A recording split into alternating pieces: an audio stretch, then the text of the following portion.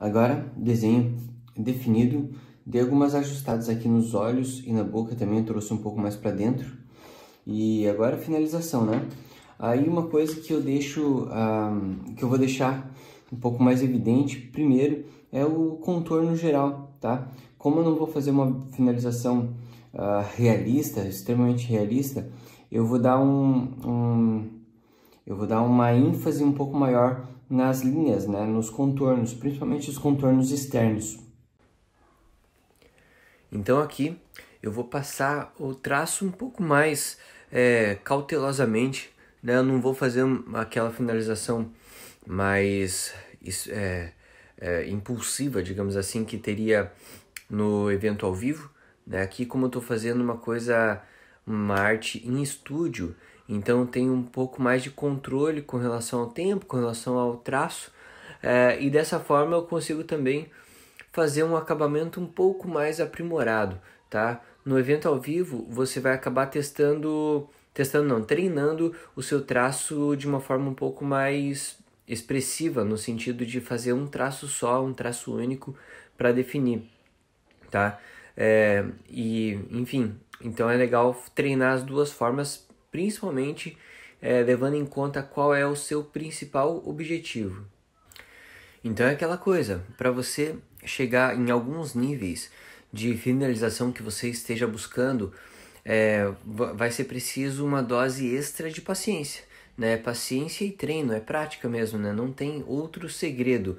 Claro que tem algumas atitudes que você pode tomar que podem te ajudar a chegar num resultado melhor e podem te ajudar inclusive nos seus treinos, né? Nas suas práticas. Acredite ou não, você ter uma boa postura na hora de você fazer essa finalização pode te ajudar. Você ter uma boa iluminação no momento em que você está desenhando também pode te ajudar para você não forçar a sua vista, tá? Outra coisa, a respiração, né? Pode ser meio esquisito assim, mas sim, né? A respiração, você ter uma respiração controlada, tranquila, também pode te ajudar a ter mais precisão no seu traço, né? Tem também algumas dicas mais relacionadas ao próprio desenho, ao próprio traço, que também podem te ajudar. Por exemplo, uma coisa que eu faço quando vou fazer uma linha, que às vezes até é um pouco longa, né, distante no papel. Então eu olho o ponto inicial e eu fico olhando o ponto final também, né, mesmo enquanto eu estou traçando. Então é como se você tentasse olhar o caminho todo de uma vez só. E até fazer umas simulações assim, né, de traço invisível até a mão ali meio que entender o caminho que vai percorrer para depois traçar, tá? Então é uma forma de você também guiar o seu traço, guiar a sua mão, fazer com que ela percorra aquele caminho antes mesmo de traçar, olhando também para o ponto de início e o ponto de chegada, né? Não simplesmente para o local onde você está riscando naquele exato momento. Então é legal você ter mais ou menos esse campo de visão mais ampla, né? E aí quando você já faz aquela simulação de traço, tua mão entende o caminho que vai traçar, aí você traça no papel, tá? E aí nesse caso, onde eu tenho a questão de fazer um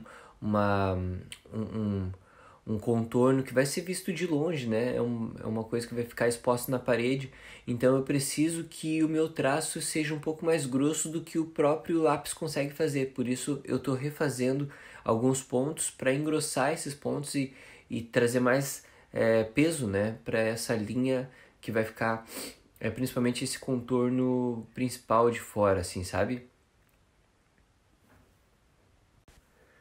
Então existe essa diferenciação também do traço de precisão e o traço de expressão, tá?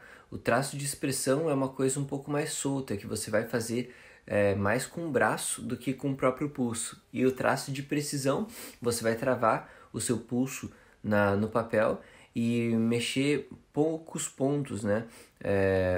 Ou seja, você vai realmente travar a mão no papel e mexer muito pouco ali, realmente para fazer um traço mais preciso, ok?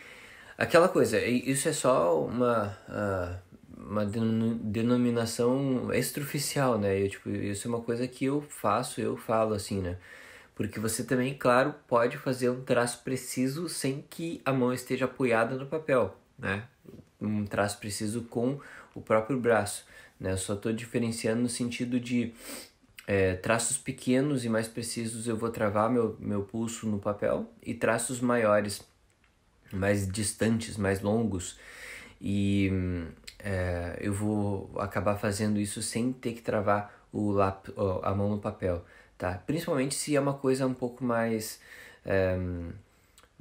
voltada assim para o sombreamento, assim, alguma coisa que eu possa fazer um movimento mais rápido com a mão, tá?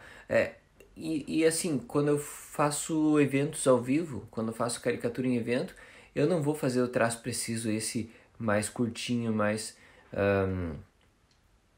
travado no papel, né? Eu realmente trabalho com o braço mais solto para ser mais rápido, mais expressivo, né? Então é outro tipo de acabamento, beleza?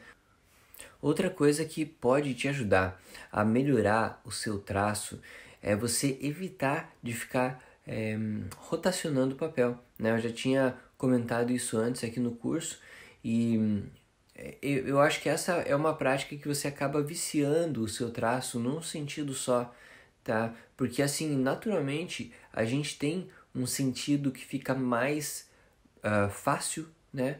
Mais tranquilo de você fazer o traço, né? O teu braço, ele faz um tipo de angulação assim que vai acabar facilitando alguns tipos de traço e outros não tanto. Porém, se você não se você não treina esses traços que seguem num fluxo que seja um pouco mais complicado de você fazer naturalmente, né? Você acaba ficando refém só daquele traço que é mais fácil, tá? Então isso acaba fazendo com que ou você fique refém de ficar rotacionando a folha, né, para sempre deixar no traço na posição ideal para o seu braço traçar, ou você vai simplesmente perder qualidade por não conseguir fazer traços em alguns tipos de sentido, tá?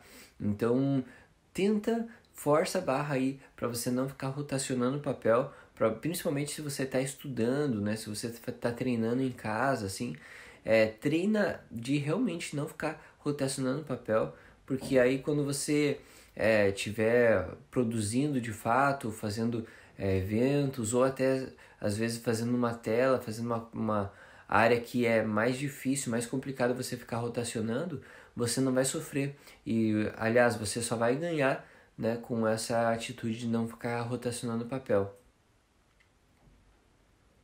Mesma coisa acontece se você está fazendo uma finalização numa tablet, por exemplo, né? Uma tablet, eu digo, na mesa digitalizadora, né?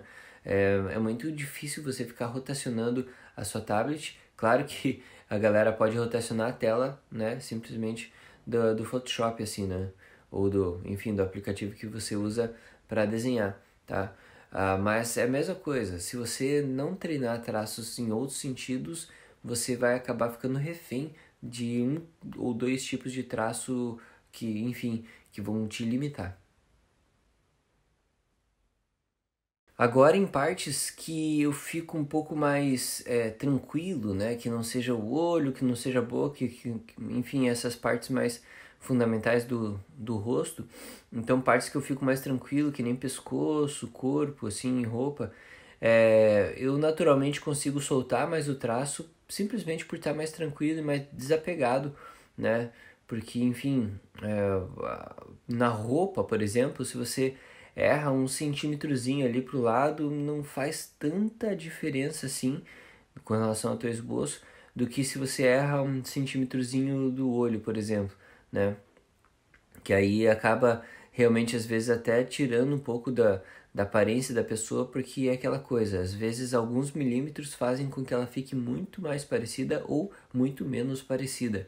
Então, na parte da roupa, assim, eu solto mais o meu traço, sai uma coisa um pouco mais suave, mais tranquila de fazer.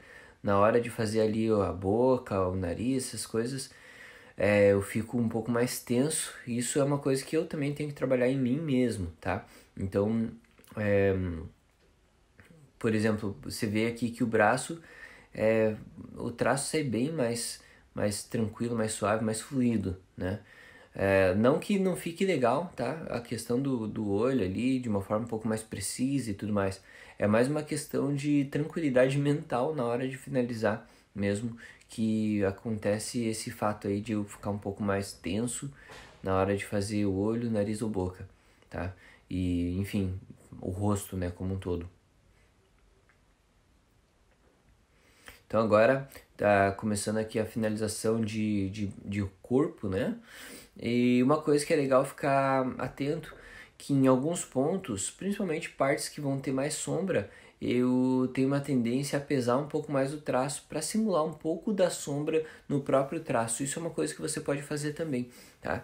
De você deixar as partes que estão na luz com um traço um pouquinho mais suave, um pouco mais fino, e traços que estão mais na sombra, mais pesados. Tem várias formas, na verdade, de você determinar qual que vai ser o peso do seu traço, tá?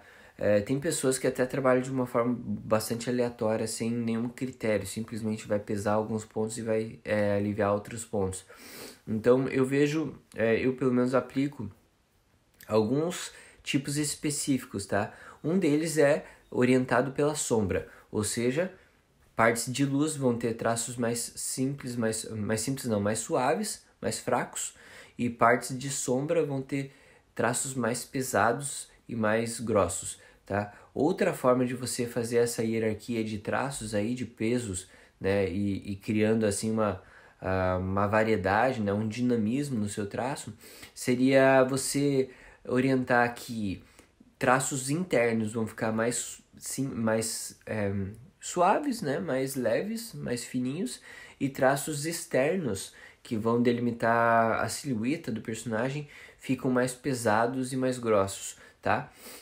Outra forma também de você fazer essa hierarquia de traços assim seria a mistura dos dois, né? Onde você vai ter um traço super grandão ali na parte externa, as partes de sombra vão ter um peso maior também, e os traços internos, e principalmente traços internos que estão mais na luz, vão ficar mais finos e mais delicados, tá? Ainda assim, tem mais um fator que você pode usar na hierarquia dos seus traços, que é com relação às distâncias. Então, quanto mais distante do nosso ponto de vista, mais fininho e menor vai ser o traço. Quanto mais aproximado do nosso ponto de vista, mais grosso e maior vai ser o traço, tá? Então, tem várias formas de você orientar, nenhuma assim é uma regra, tá? É uma coisa muito com relação ao estilo que a pessoa acaba adotando para si, beleza? Eu aqui só comentei alguns para você ter esses pontos de referência para você realmente ver o que você quer aplicar nas suas artes ou não, beleza?